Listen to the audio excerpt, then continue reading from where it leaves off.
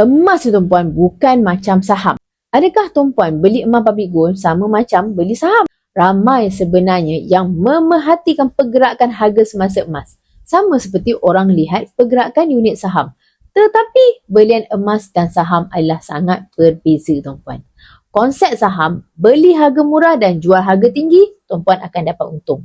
Memang betul, konsep ini diguna pakai untuk emas juga. Tapi untuk menjadi kaya dan berjaya dengan emas, tuan-puan hanya perlu fokus dengan penambahan grade emas, bukan hanya pada kenaikan harga. Bila tuan-puan hanya fokus pada graf naik turun harga emas, emosi tuan-puan akan terganggu dan akhirnya grade emas tuan-puan tidak akan bertambah. Jangan jadikan emas ni sebagai mindset trader saham.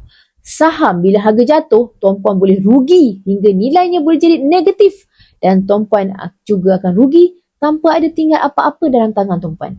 Tetapi emas tuan-puan, walaupun harganya jatuh, tuan-puan masih ada aset dalam tangan tuan-puan. Dan seperti kita tahu, sejarah harga emas selama 20 tahun ini menunjukkan harga emas naik secara purata 10% setahun.